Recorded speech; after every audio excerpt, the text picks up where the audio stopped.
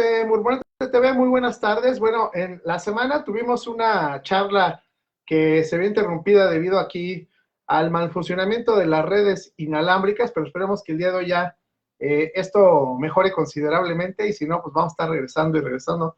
Aquí puede más la terquedad que la tecnología. Ya no quiero hablar mal de la tecnología porque ya es uno hablar mal y luego vienen los problemas. Pero bueno, el día de hoy tengo a mi querido y entrañable amigo Carlos Tobías, quien es un psicólogo, persona muy humanista, ahora sí que como dicen por ahí, persona humana, ¿no? Aunque suene raro el término, ¿no? Persona muy humana, y bueno, el tema que nos compete esta vez, Carlos, ya para regresar a lo que estábamos, y de hecho por ahí ya llegó Ara Rodríguez, ya llegó el Onix, ya están aquí, orgullosa de mi papá, pues cómo no, no es para menos, yo simplemente, yo no soy, tú no eres mi papá, eres mi amigo, pero para mí eres como una figura paterna a quien admiro, estoy muy orgulloso de poder platicar contigo. Y además mucha gente se enojó conmigo, que me dijo, oye, no manches, nomás había 8 minutos de plática, ¿y dónde consigo el resto? Pues el resto lo consiguen aquí y ahora en este momento. Carlos Tobías, ¿cómo estás? Buenas tardes. Con el gusto de acompañarte y de ver que ya está conectándose gente cercana y que pues siempre es grato, ¿no? Saber que están ahí presentes. Sí, exactamente, y como dice, cuando veas las barbas de tu vecino podar, pon las tuyas a remojar. Entonces yo ya, por si una cosa por la otra, ando ahora de caralampio, ¿no? Como le llaman.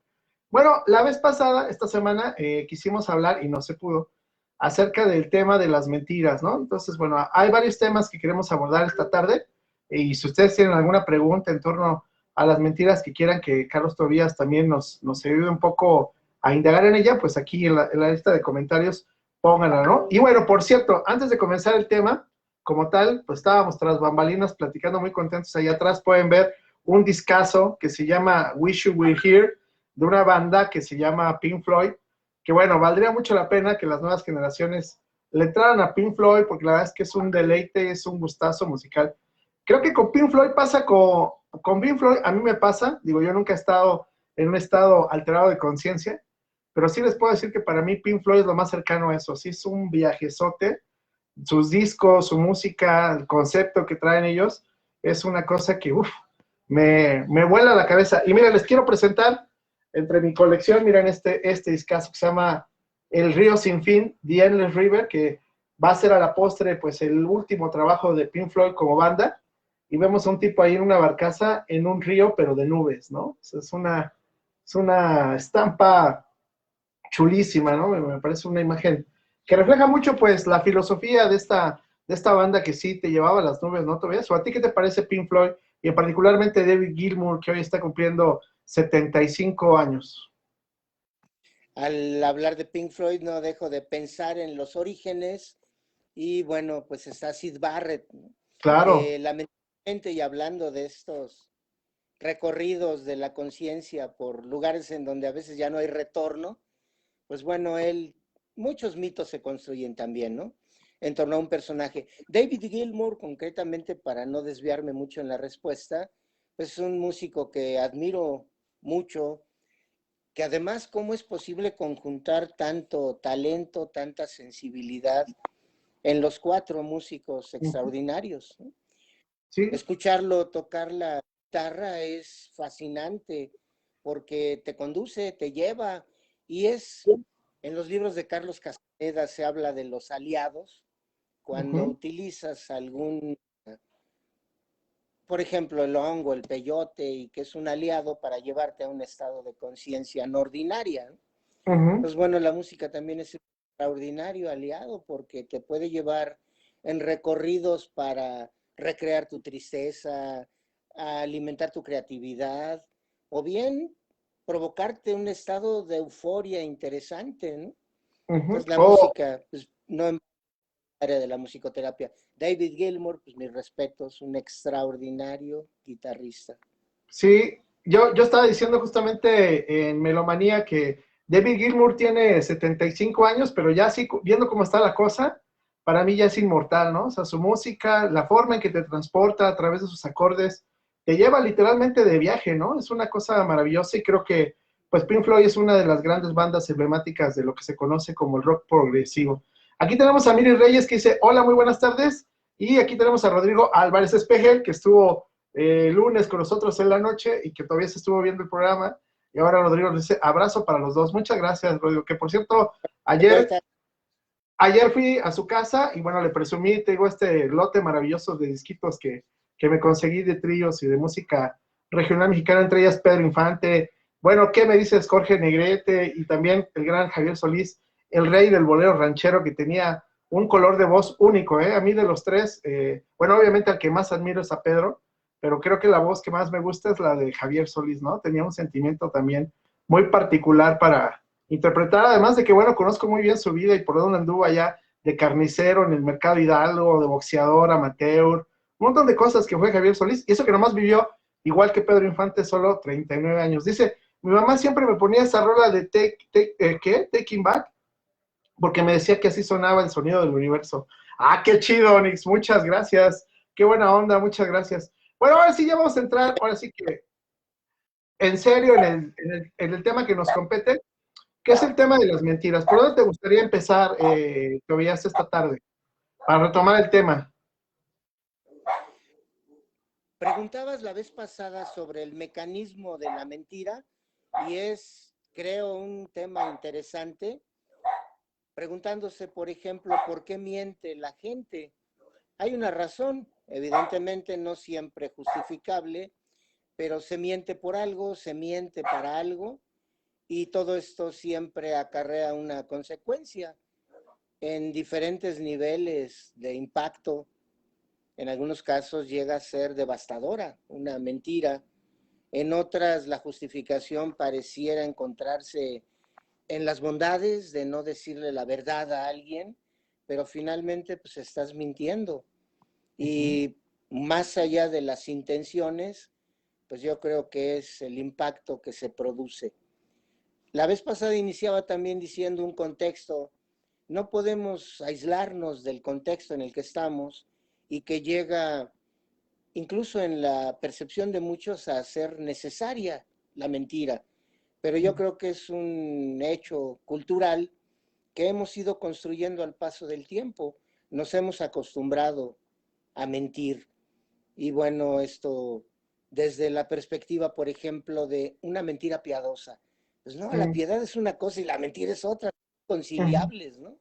Pero la Claro. gente, mucha gente acostumbra a verlo así. Entonces yo no sé si por ahí el contexto de una cultura que exige transformaciones radicales, porque la Ok. mentira abarca todo, las relaciones familiares, de pareja, la política, hasta en la educación, las grandes mentiras en educación, en fin, hay mucho material de dónde tomar para el análisis.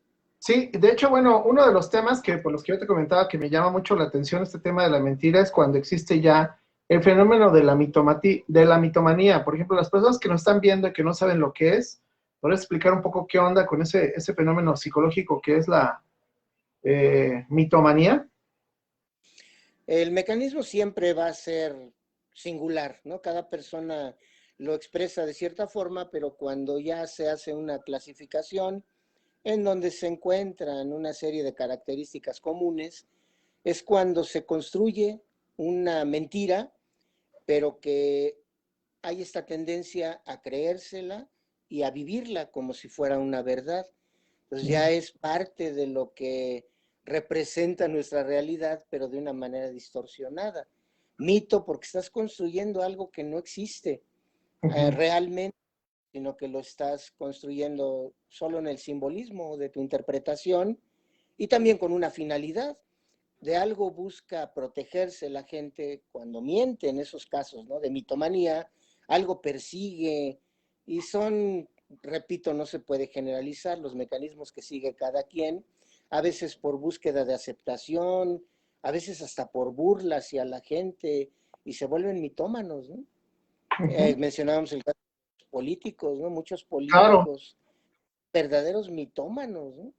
Y sí, es sí. una especie de burla hacia la gente, ¿no? Totalmente. Y por ejemplo, la mentira podría ser un mecanismo de defensa del individuo, es decir, desde chiquitos aprendemos a mentir porque vemos que así a lo mejor podemos momentáneamente evadir una consecuencia que consideramos o que simbolizamos como algo grave. O sea, a lo mejor rompemos un jarrón, ¿no? Que nuestra mamá o nuestra abuelita valoraba mucho, ¿no? Entonces, pum, por andar jugando, andar de traviesos, de pronto lo rompemos y llega la abuelita o llega mamá y pregunta, ¿qué pasó? Y nosotros decimos, no, pues no sé, ¿no? Se cayó solito. Y como que ahí el mecanismo es un poco como para autoprotegernos. Bueno, yo siento que por ahí va un poco, ¿no? También cuando somos chiquitos. Mecanismo de defensa no tanto en el contexto de lo que el psicoanálisis maneja, como la represión, la negación, la proyección, la sublimación, en fin, mecanismos de defensa ante circunstancias que lo amenazan. Más bien, en lugar de mecanismo de defensa, en otro contexto, te defiendes para que no te castiguen. Yo creo que es una manera de promover la deshonestidad, por un lado, porque no has, y también la falta de responsabilidad. Sí, pues yo me comí los chocolates y el niño, aunque esté escurriendo el chocolate, yo no fui, ¿no? Y esos niños crecen y a la larga también se vuelve una costumbre decir, yo no lo hice, yo no fui. La gente crece bajo este modo de ser irresponsable, deshonesto. Entonces, en el fondo, no quisiera que suene con un tinte solo moralista. Es un contexto social que está privilegiando la mentira por encima de la verdad. Que miento para que no me vayan a castigar, no, pues asume las consecuencias de tus actos y si te enseñaron a ser responsable, yo fui, ¿qué hago para corregirlo, no? Porque por otro lado, pues también está la figura castigante, ¿no? De quien ante cualquier situación reprobable, pues de inmediato recurre a la sanción, a veces con golpes fuertes a la conciencia, ¿no? Otra vez hiciste esto, de nuevo cometiendo los mismos errores, pues mejor los oculto, los callo o los deformo. Muy bien, fíjate que aquí nos pregunta nuestro querido amigo y colega, el buen Edgar Grande, dice, ¿por qué una mentira repetida 1000 veces se torna en verdad, se vuelve verdad? ¿Por qué será? En diferentes contextos, hace rato decías, para un mitómano, lo va construyendo como su verdad, necesita tanto el respaldo psicológico para sí mismo en una construcción imaginaria ante los demás, la mentira, y la repite y a final de cuentas la convierte en su verdad. Pero pues en eso, en esto que voy a decir ahorita, pues tú eres más experto en el plano, en el terreno de la comunicación. O sea, repítelo 1000 veces y la gente lo va a creer porque yo Claro. lo digo. Y bueno, abundan ejemplos, no quisiera mencionar ninguno, abundan los ejemplos en la política en donde se nos miente o a través de, afortunadamente ya ha cambiado mucho el contexto de lo que representó Televisa como poder, ¿no? En donde la mentira privilegiaba situaciones personales o intereses creados con fines de manipulación, ¿no? Entonces la repiten 1000 veces y la gente, por un lado está la falta de pensamiento crítico, o sea, no estamos acostumbrados a ser curiosos, la curiosidad se nos mata desde muy pequeños. Gastón Bachelard, un epistemólogo muy reconocido dentro de las ciencias duras, en la parte última de su vida se empieza a meter en la psicología, en la filosofía, el arte, la poesía, y tiene un libro extraordinario que se llama Poética de la Ensoñación, y ahí al inicio dice, los psicólogos se preocupan mucho por entender en qué momento aparece la imaginación en el niño y cuál es su naturaleza o el carácter que tiene. Dice, pero nadie se pregunta en qué momento la pierde, el crece. Entonces, al niño curioso, que, ¿y por qué esto? Ah, ya, vele a preguntar a tu hermano, ¿no? Entonces nos va limitando, se nos va mutilando esa curiosidad y muchas veces también adoptamos lo que otros dicen sin juzgarlo en lo más elemental, quizá, ¿no? Entonces vamos adoptando una mentira repetida 1000 veces, se vuelve costumbre. Y cuando la gente a veces hasta por comodidad, por no moverse de una zona en la que no corre riesgos, no confronta, no cuestiona y no devela todo el mecanismo de quien está mintiendo, ¿no? A veces hasta sabemos que es una mentira y la repetimos como si fuera una Una verdad. verdad. Sí, fíjate que ahora lo que acabas de mencionar, ahorita justamente con lo que estamos viendo de la pandemia, como yo le llamo, hijo, hemos estado plagados de también este otro fenómeno que es la infodemia. O sea, estamos tan cargados de información, ¿no? Que ya no sabe, llega un punto en donde uno ya no sabe ni a quién creerle, ¿no? Porque incluso hasta los medios oficiales incurren en este fenómeno hoy tan conocido como las fake news. Aquí dice nuestra querida amiga y compañera Nicia González, ¿te rasuraste? Sí, agarré el rastrillo y dije, bueno, pues vamos a hacer uso de este rastrillito, ¿no? Dije, ya no tengo nada que hacer, de aquí a que hacer la entrevista con mi amigo Carlos Tobías, y mire, me quité ahí unos, cuantos gramitos de pelo, que así como me nace la barba, me naciera acá arriba, oye, estaría genial. Oye, también otra cosa, fíjate que la vez pasada yo te preguntaba, saludos a Nitzia y también a Miris Reyes que se están uniendo a la transmisión. Yo te preguntaba qué pasa, por ejemplo, en cuanto a las emociones, ¿no? La gestión de las emociones. ¿Cómo hay personas que sí se sienten muy mal cuando mienten, mientras que hay otras que ya tienen incluso al cinismo, ¿no? O sea, ya lo hacen de manera tan sistemática que ya no sienten ningún remordimiento. ¿A qué se deberá esto? ¿Al contexto de la persona o a un mecanismo psicológico que depende de cada quien? O sea, es decir, ¿cómo hay personas que aún siendo adultas cuando mienten se sienten mal? Y hay otras que no importa, son adultas, adolescentes o niños que mienten y no sienten aparentemente ningún remordimiento. No quiero que suene a cliché, pero con toda la imposición paulatina desde los 80 de esto que representa en la política, en la economía, el neoliberalismo, pero ya en el plano de la vida cotidiana para la forma en la que uno asume su existencia. ¿A qué voy? El individualismo. O sea, neoliberalismo pues, viene desde Adam Smith y él tiene varios principios en donde dice cada quien tiene que ver por sus propios intereses. Suena muy lógico, pero qué distinto sería, uno tendría que ver, además de sus intereses, por el interés común.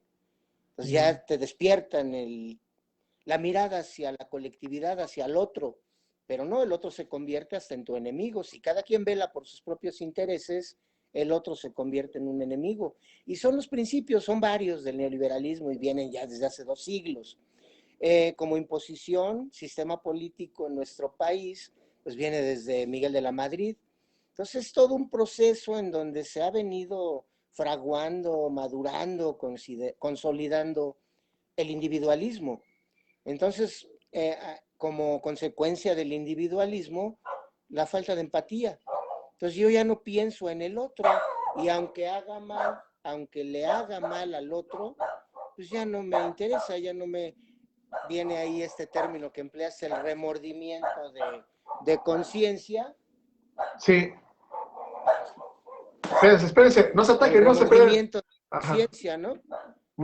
Los perros escuchar. Pero bueno, ya. El remordimiento de conciencia, yo le llamo sarcásticamente ese perro interior que te mordisquea y te hace sentir incómodo porque le hiciste mal a alguien o fuiste descubierto en una mentira.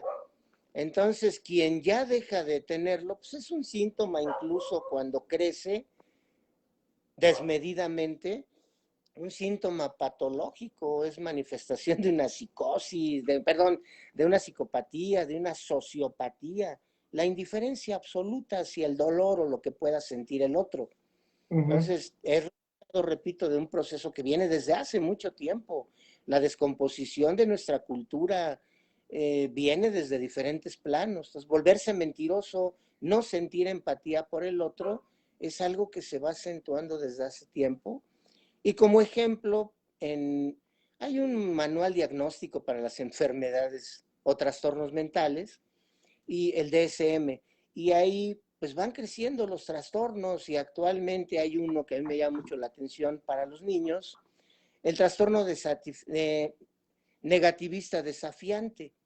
Niños que a todo le dicen que no y ya rechazan cualquier autoridad. Entonces empieza, ya no se fomenta la colaboración, el trabajo en equipo, el pensar en el otro y con el otro. Y eso viene también desde la educación, la familia. Por eso hablo de un contexto cultural general. Pues ¿por qué nos sentimos remordimiento? Pues porque deja de importarnos el otro. A veces incluso nos dejamos de importar a nosotros mismos, ¿no?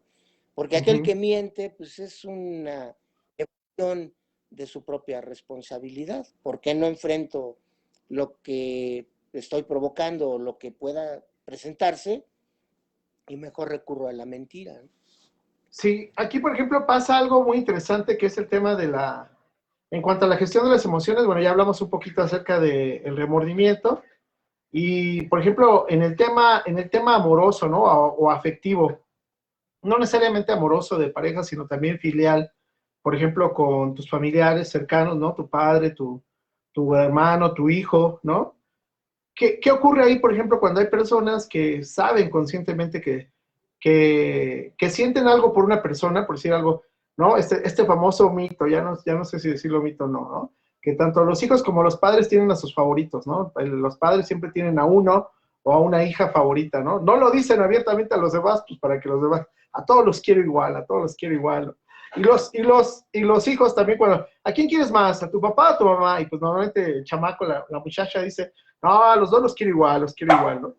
Pero en el fondo sí hay como este tema de que sabemos que estamos mintiendo porque realmente siempre hay como más afinidad hacia uno, hacia otro, ¿no? En el caso paterno, materno, en el caso de los hijos, en el caso de los hermanos, ¿no? También luego hay un hermano favorito, ¿no? Entonces, o en el caso de la pareja, ¿no? Cuando decimos, o cuando de plano la pareja se mete ahí a querer indagar el pasado amoroso del otro, ¿a quién de todos tus novios has querido más? ¿Has querido uno más que a mí? Hijo, qué bronca, ¿no? Porque el otro dice, hijo, ¿qué le digo? ¿La neta? O le digo que es él el elegido. Ahorita escuchando esto, al final, a ver, dentro de las recomendaciones hay un psiquiatra, Carlos Castilla del Pino, tiene un libro que se llama Teoría de los Sentimientos. Él gusta mucho del método dialéctico. En el pensar, por ejemplo, tiene propuestas muy interesantes, ¿no? La representación caótica de la realidad e irle dando orden a través del pensamiento. Entonces, bueno, esto lo planteaba Marx, ¿no? Nunca diseñó un método, pero sí en la contribución al prólogo, a la crítica de la economía política, eh, bosqueja algunos lineamientos y el conocimiento avanza en espiral, dicen. Partimos de la realidad y regresamos a ella. Pues bueno, en este método él habla de los sentimientos y cómo se construyen. Finalmente son relaciones humanas en donde a veces privilegiamos demasiado la cuestión, pues es que es tu padre, dile la verdad.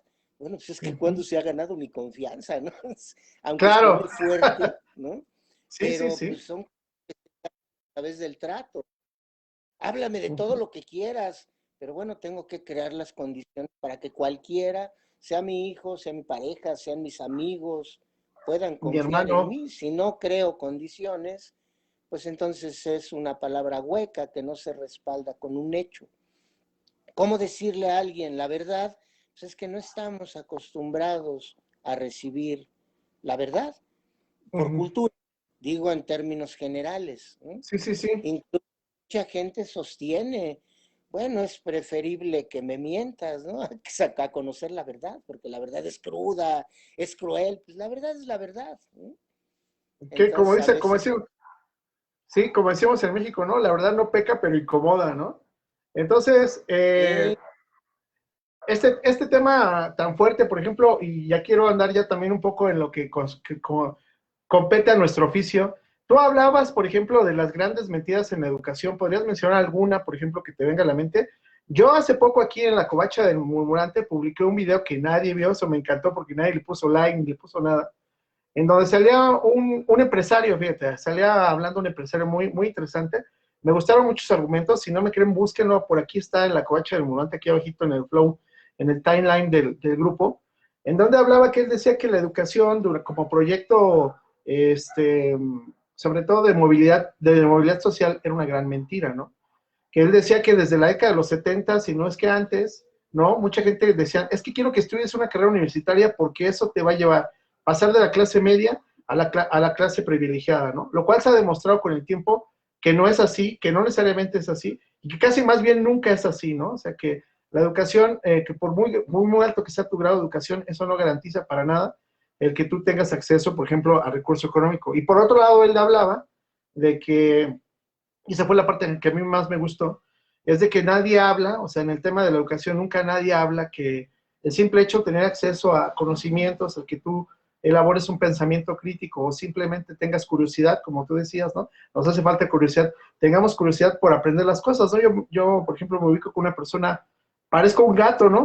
Todo lo que me llama la atención me pongo a investigar, leo, busco, bueno, tú lo has visto, ¿no? Es como cibernauta que soy, desde que me entró al internet dije, qué maravilla, ¿no? Porque cualquier cosa que a mí me llame la curiosidad, como ahora, por ejemplo, estoy muy clavado con el tema de cómo funciona el sol y las tormentas solares y el electromagnetismo y el internet y muchas cosas así. Y entonces él decía que, bueno, pues eso es enormemente gratificante, ¿no? O sea, el que tú sepas, que sabes, eso te da un placer que no te lo da ninguna otra cosa. Ahora, y que sepas que tienes pensamiento crítico y que no te dan tan fácilmente a tolito con el dedo, también es muy gratificante, ¿no? Pero, por ejemplo, tú, algunas de las grandes mentiras, tú que eres un gran conocedor, por ejemplo, de Paulo Freire, que tú me lo presentaste, hablabas de las mentiras en la educación, ¿tú a qué te referirías, por ejemplo, ahí? Hay tantas cosas, voy a tratar de ser muy preciso y en algunas que son el pan de cada día. Paulo Freire, la referencia, retomo de él, una educación dialógica. Él decía, nadie le enseña a nadie, los hombres se educan entre sí con la mediación del mundo. Entonces, bueno, yo maestro, y aquí tiene la figura que has construido de ascenso, de poder, de conferirte muchas cosas, hasta políticamente, ¿no? El poder que tienes para decidir sobre el curso que lleva la formación de un alumno, cómo lo vas a aprovechar. Pues bueno, una educación dialógica, una educación lograda a través del diálogo, que, bueno, el trabajo de Freire inició con analfabetas, trabajando el problema del analfabetismo en Brasil, y él decía que aprendan a decir su palabra, el adueñamiento de tu palabra, y es una conquista que difícilmente se logra, ¿no? ¿Cómo hago el trabajo, maestro? ¿No? ¿Estará bien hacerlo así? Pues eso respóndelo tú, siempre les digo, ¿no? Sí, Las ¿no? grandes mentiras, que muchos de los procedimientos se van dando de manera tal que pareciera natural. Qué contrasentido decir la evaluación por medio de exámenes. El examen es calificación y la calificación es distinto a la evaluación. La evaluación, pues la evaluación siempre es cualitativa, es un pleonasmo, ¿no? Decir una Claro. cualitativa. Entonces, las grandes mentiras, privilegiar el uso de los exámenes como medio de, y ahí viene este equívoco, este gran error, esta gran mentira, evaluación del avance de los alumnos. En los 90 hubo un proyecto, bueno, más bien todo un movimiento muy interesante en Harvard, de donde salen cantidad de personajes, Nickerson, Perkins. Perkins, por ejemplo, tiene un libro muy interesante, La Escuela Inteligente, por ahí de 1996, lo escribió, no recuerdo exactamente el año. La Escuela Inteligente, y él habla del ritual de los exámenes. Provocan ansiedad y ¿por qué? ¿Por qué? El conocimiento no tiene que llevarte a esos extremos de De sufrimiento, ¿no? sufrimiento. Sí, esfuérzate, no, pues tiene que ser placentero, ¿no? Bueno, si es esfuerzo como en otros planos de la vida, voy al gimnasio, me esfuerzo, pero es gratificante. Igual lo que estoy haciendo, que apunte en la dirección de gratificarme, el conocimiento debiera de ser el propósito fundamental del trabajo académico, pero no, parece que son los exámenes y en la mentalidad de los alumnos, lamentablemente y desde hace mucho tiempo, además desde los primeros niveles educativos, se va forjando, se va construyendo esa idea de que te evalúo a través de los exámenes y es un ritual bestial, brutal, que bueno, decía en Harvard desde los 90 ya se lanzaban propuestas de eliminación del examen como medio, ¿no? Como medio de validar el conocimiento de los alumnos. Viene la gran pregunta de muchos, ¿y qué vamos a hacer, no? Como si te quedaras sin Sí. recursos, ¿Y ¿no? ahora qué Pues hacemos, está no? el Ajá. trabajo por proyecto, están los Claro. ensayos, y eso hablando exactamente de lo que tiene que ver con habilidades intelectuales, que bueno, por ahí está esta propuesta muy interesante de Ken Robinson, las Mm, escuelas matan la creatividad, ¿no? Cómo orientarte a esta parte creativa, humana, ética.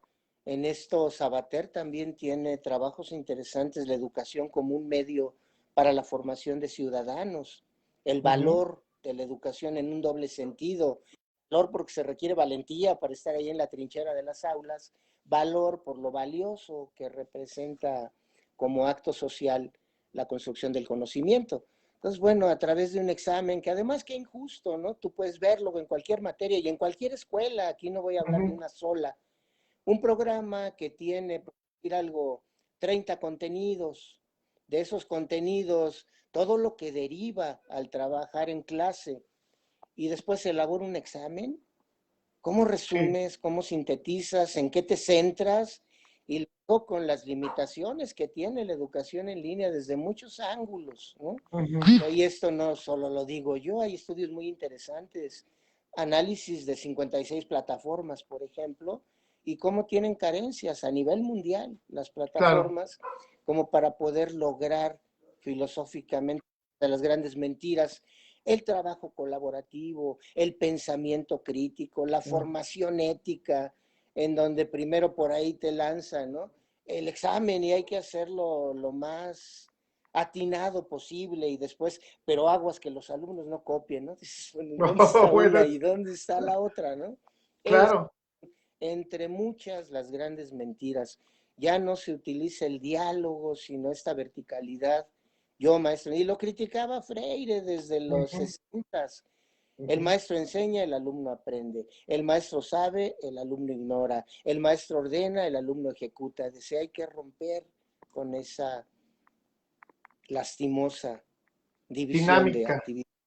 Sí, oye, totalmente. Fíjate que, bueno, aquí nos está preguntando de grande, oigan, ¿qué libro recomiendan sobre este tema? Bueno, tú ya mencionaste dos muy buenos, ahorita si quieres ahondas en ellos. Yo quiero recomendar, particularmente con respecto a las mentiras en la educación, uno maravilloso del famoso Noam Chomsky que se llama La Deseducación, en donde él habla justamente que, por ejemplo, él como investigador del MIT, que lleva toda la vida ahí como decano de la investigación, él se había dado cuenta en la década de los 70, llega casi a la misma conclusión de Ken Robinson, ¿no? Que al final del día los programas de estudio, los planes de estudio que hay a nivel mundial, no solamente en Estados Unidos o en América Latina o en Europa, en Asia, por supuesto, en África, sino que él llega a la conclusión de que finalmente la educación termina siendo vacía o queda hueca cuando no se inculca en educando esto que tú dices, ¿no? Por un lado, los valores y por otro lado, el pensamiento crítico, ¿no? Entonces, por un lado está este libro que se lo recomiendo ampliamente y que lo tenemos, ajá, y que lo tenemos aquí en la Covacha del Morante para que lo quiera como una oferta, como una promoción. Búsquenlo ahí con la Lupita. Ahora sí que, no con la Lupita, no con la Virgencita, sino con la Lupita que está aquí en el grupo. Busquen este de la deseducación de Noam Chomsky, librazo. Y por otro lado, bueno, pues este libro que a mí y a muchas personas le ha cambiado la vida, El elemento del ser Ken Robinson, así como el novio de Barbara, Ken Robinson, y Lou Anorica, que es un librazo publicado aquí en México por Editorial Grijalbo, que también lo tenemos aquí. Búsquenlo, Ken Robinson, El elemento, en donde justamente, bueno, pues Ken Robinson dice que una de las cosas, después de muchísima investigación que él hizo, él como pedagogo, oriundo de Liverpool, igual que mis amados Beatles, se dio cuenta de que las artes, particularmente, él hace mucho hincapié en el tema de la educación de las artes, ¿no? Las artes siempre quedan, pues ya saben, ahí como el patito feo, y siempre ahí arrinconadas como dentro del programa curricular, como, bueno, pues ya mételes ahí apreciación musical, mételes ahí algo de literatura, algo de apreciación cinematográfica, pero dice, ya es más forzado que por gusto, ¿no? Y finalmente los alumnos, pues desperdician este gran componente que tienen, que es la creatividad, y no se hallan, ¿no? Siendo que hay muchas personas, y lo que tú decías, ¿no? Hace rato también es qué determinante puede llegar a ser cuando tú de muchas y diversas maneras le dices a tu alumno que no sirve, ¿no? Cuando le subrayas los errores o se los remarcas en un examen, ¿no? O cuando el alumno a lo mejor es brillante para otras cosas y no tiene muy buena retentiva, y de pronto en un examen pues le rompes toda esta ilusión de poder construir con él, con lo que él tiene, con el potencial que cada uno de nosotros tenemos, pues quien realmente está destinado a ser, ¿no? Y me acuerdo mucho ahí, en este libro del elemento de Ken Robinson, que él hablaba, ¿no? De muchas personalidades, entre ellas, pues me acuerdo ahora sí que de su paisano Paul McCartney, que cuando él era chiquito, pues él iba mucho a misa al conservatorio de Liverpool, le escuchaba mucho, le encantaba escuchar todo tipo de música, y cuando estaba todavía adolescente, ¿no? Entró al curso de música, y el maestro de la clase le dijo a Paul McCartney, abusados, aquí dijo Paul McCartney, muchacho, dedícate a bolear zapatos o a vender periódicos, porque para la música no funcionas, ¿no? Y entonces dice Ken Robinson, ¿qué hubiera pasado en el mundo si Paul McCartney se hubiera creído lo que su profesor de música le dijo? O sea, no sirves para esto, dedícate a otra cosa. Siendo que después, ¿no? Como es la vida, con el paso del tiempo, pues incluso Paul McCartney ha compuesto música clásica, ojo, sin saber leer música, ha compuesto música clásica que el mismo oratorio de Liverpool ha interpretado, ¿no? Entonces es una maravilla y también ahí habla muy fuerte, como tú dices, menciona cómo muchas veces uno como maestro, sin darse cuenta, le puedes impactar de una manera negativa o positiva en tu alumno, ¿no? Entonces creo que son dos libros que yo recomendaría. Uno se llama La Deseducación de Noam Chomsky, que está aquí en la covacha ambulante, y el otro, El Elemento, que también lo pueden encontrar aquí, de Sir Ken Robinson. Pero aquí nos pregunta Edgar, ¿tú cuáles recomendarías, mi buen Edgar? Digo, mi buen Tobías, perdón. Edgar nos pregunta, ¿tú cuál recomendarías? Fíjate que soy partidario del video y hay Ah, muy bien. videos de Sugata Mitra en las charlas de TED, en ese sitio. Tiene una charla muy interesante, se llama Experimentos Educativos. Y además es un gran orador. Él describe una experiencia que tuvo en la India de cómo se da el aprendizaje sin que tengas un instructor, un maestro. Que bueno, aquí también, si hablando de esto, una sociedad sin escuelas ya desde los 70s. Ay, se me fue el nombre de este personaje eh, que tiene nombre de político ruso, un educador, Pues la quién sabe. desescolarización, Ok. sí, para, sin escuelas. Ahorita me acuerdo del nombre, también es un personaje muy recomendable. Pero Sugata Mitra pone computadoras en las zonas más apartadas de la India y las deja, claro, para que no se las roben y demás. Y ahí van los niños. Después de un mes regresa y los niños aprendieron a trabajar por sí mismos. Nadie les dio un curso, ¿no?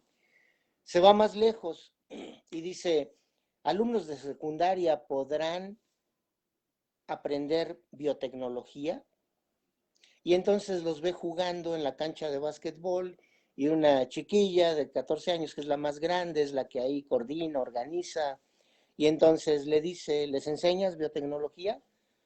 Yo no tengo ni idea, no sé ni qué es eso. Entonces, Ajá. en la materia el índice de reprobación y da el porcentaje, es una materia altamente reprobada, la reprueban muchos, y entonces le deja a la chiquilla que les enseñe biotecnología. ¿Dónde? Ay, píquenle a la máquina, ¿no? Además tiene un estilo así muy pintoresco, ¿no? Sí. Píquenle a la máquina. Y pues los chamacos le pican a la máquina y aprenden. Cuando regresa después de unos meses a evaluar, pues todos los alumnos se quedan así callados, ¿no? ¿A poco no aprendieron nada? Bueno, si se refiere y le suelta todo un rollo de biotecnología a la chavita, ¿no? Bueno, para esto Ana le dice, ¿cómo le hago si yo no sé biotecnología? Dice, pues enséñales con el método de la abuela. ¿El método de la abuela? Sí, pues nada más diles que bien, adelante. Y es otro factor interesante, la pura motivación, cómo estimula la capacidad, alimenta la fortaleza para mantenerte en una tarea. Claro que no es lo único, ¿verdad? Pero eso ayudó mucho y además la iniciativa que tienen los chavitos les permitió aprender. Después de esto dice, bueno, vamos a ver si en una ciudad y con otro tipo de población y tiene el mismo experimento en Milán. Va con chavitos italianos y les pide, para esto, bueno, pues la ventaja de la red, ¿no? Que aprovecho para decir cómo en muchas materias y en muchas escuelas todavía se utiliza el libro de texto, ¿no? Es una verdadera aberración, una gran mentira también, porque habiendo tanta información, y en este caso, pues nada más les dice, investiguen, ¿no? Entonces, háblanos de tal personaje en matemáticas, ¿no? O háblanos de tal rasgo de la cultura hindú, y entonces se sorprende porque los chavitos le hacen saber cosas que ni él, siendo hindú, conocía, ¿no? Entonces, todo investigado a través del Internet. Entonces, son recursos de los que ahora se dispone, pero que hace falta educar para que se utilicen con el mayor beneficio posible. Por eso dije al principio, soy partidario del video. Sugata Mitra te explica sus experimentos en una charla de 15 minutos.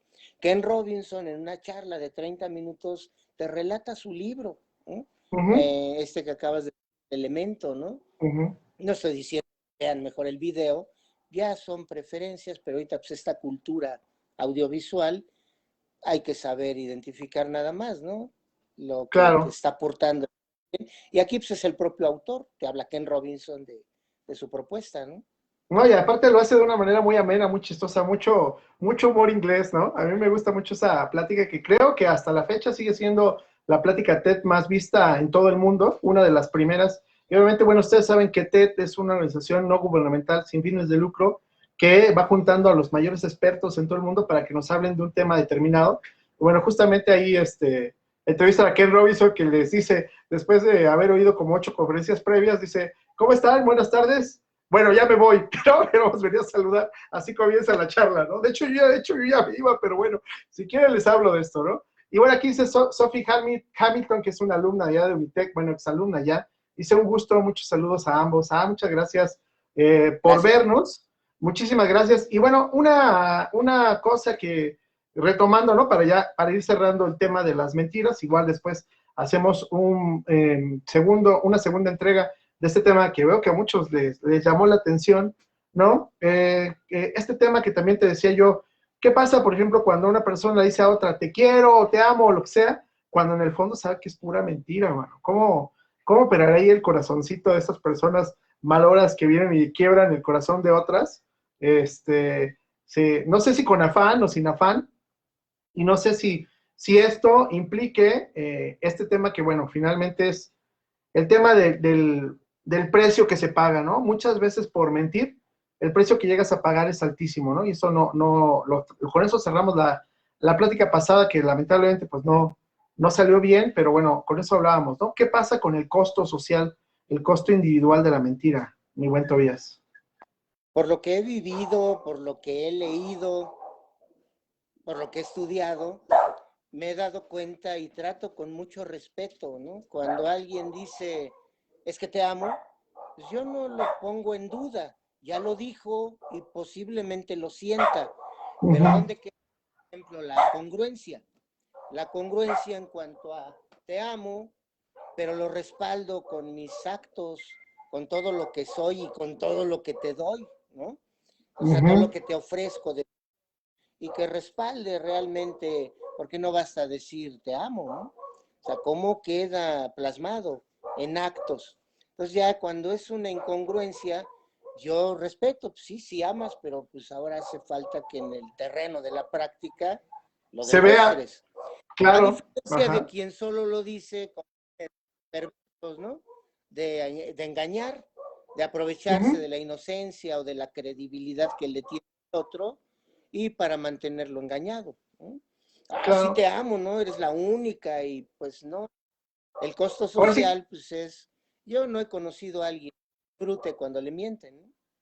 Claro, sí, como dices, nomás es de dientes para afuera. Oye, aquí Nitzia y varios de nuestras seguidoras, nuestras lectoras murmurantes, entre ellas Sony Mena, me están reclamando que por qué me quité la barba. Me dicen, no, ¿por qué te quitaste la barba? Pues básicamente es un proceso también de depuración, ¿no? También la pielecita de vez en cuando necesita ahí como desescamarse, no se preocupen. La gran ventaja que tengo de la barba, a diferencia del pelo de la cabeza, es que la barba me crece de volada, entonces seguramente la próxima semana me van a ver otra vez acá como rabino, así que no os preocupéis porque la barba va y viene, no os preocupéis. Ya vi que les gusta mucho la barba, no se preocupen muchachos, a rato regresa, nomás es un descanso acá para la piel. Dice Marisela Santarrita, es un gusto escucharlos y es un muy buen tema, gracias. Sí, Mariela, ¿no? Mariela, perdón, sí es cierto, Mariela Santarrita dice, un gusto escucharlos y muy buen tema, gracias por invitar a estas charlas tan excelente maestro Carlos Tobías. Te mandan un fuerte saludo. Saludo de regreso, mi querida Mariela. Pues muy bien, amigos, pues esto sería por esta tarde. Qué bueno que ahora sí ya el internet ya se está comportando como debe. Y como pueden ver, realmente este tema da para más, ¿no? Estaría también muy interesante ver el perfil asesino, psicópata, sociópata que tienen los políticos, y de eso vamos a tratar dentro de muy poco, ¿no? Ya ven que ahorita ya estamos en tiempos electorales, híjole, el perfil, ¿no? Me acuerdo de Joaquín Sabina, que tenía una canción que decía, donde es político y policía, eso sí nunca. Todo lo demás sí, sibarita, cinturita, ratero, revolucionario, lo que quiera, ¿no? Pero policía y donde es policía militar y político, ahí sí pasa, decía Joaquín Sabina, ¿no? Y decía él, una vez le preguntaban, ¿no? Muy molestos, le preguntaban que por qué esas tres profesiones en particular. Bueno, él lo comentó muy brevemente. Yo tuve la oportunidad de estar en esa rueda de prensa y lo comentó brevemente. Primero, porque su papá fue policía, ¿no? Y era una actividad que él detestaba, no por la actividad en sí, sino porque él no veía a su padre casi nunca, ¿no? O sea, cuando fue niño no tuvo oportunidad de estar a su lado porque pues su papá era un policía muy responsable, entonces no, ¿no? Militar, ¿no? Pues porque mata gente, y político creo que se entiende, ¿no? Entendiendo quién es Joaquín Sabina, se entiende muy bien por dónde va ese balazo, ¿no? Aquí nos dice Belanto, un saludo al maestro Carlos Tobías, un gusto escucharlos, un abrazo enorme y con mucho cariño y admiración. Muchas gracias, Belanto, por manifestarte y por dejarle aquí un mensaje al profe. Y bueno, aquí tenemos al colega, galanazo, caballero, Sergio Quiroz Almaraz, que dice, qué gusto verlos. Esperemos que pronto se pueda hacer una reunión de varios profes que quiero convocar. No se ha podido por el tema de los horarios, que cada quien anda como horarios muy dispersos, pero esperamos que muy pronto también el buen Sergio, que es un tipazo, también puede estar aquí con nosotros platicando. Un abracísimo para Bel y otro para Bel Anto. Belanto. Y bueno, ella practica la danza prehispánica y también ya vi en un baile muy terapéutico. Un día de estos habría que programar también una sesión. No todo es la mente, también el cuerpo. Muy lúdico, muy agradable fue verla. Claro, yo no creo tener la gracia con que ella baila, ¿no? Pero ni la agilidad, ¿no? eso sí.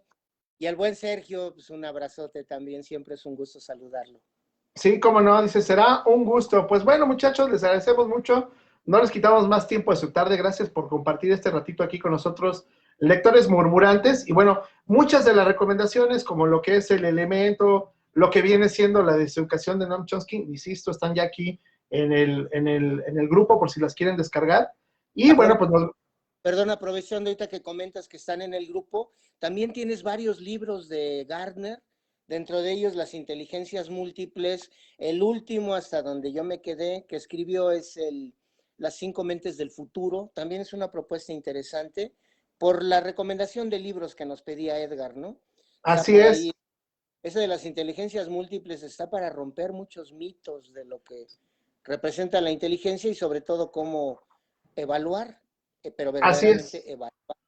Y fíjate que también en esa misma colección que tú mencionas, me acuerdo ahorita de un título en específico que se llama La Generación App, que escribe Howard Gardner con otra pedagoga, ahorita la verdad no me acuerdo del nombre de ella, pero también está ahí en ese grupo de colecciones, un drive en donde vienen casi todos los libros de Howard Gardner, búsquenlo, se llama La Generación App, y el subtítulo de ese libro se dice cómo las redes sociales configuran el entorno y la personalidad de los jóvenes, ¿no? A quienes estamos educando y con quienes nos estamos enfrentando, porque ya es una dinámica completamente distinta. Para cerrar un poco la charla, yo les quería decir que, por ejemplo, por ahí escuché alguna vez, ahorita no me acuerdo qué empresario, que decía, bueno, hoy los jóvenes, los niños y los adultos en general tienen una enorme universidad en la palma de su mano y no se dan cuenta, que se llama YouTube. Dice, si saben utilizar y buscar en YouTube, pueden encontrar desde un tutorial de cómo se arma un motor, ¿no?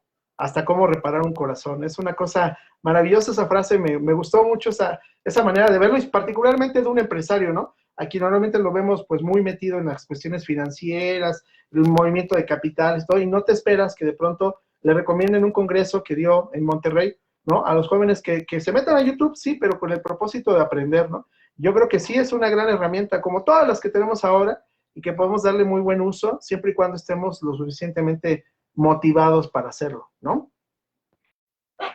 Debe de andar también El valor de educar, no sé si lo tienes en la covacha, pero también es un libro recomendable de Sabater.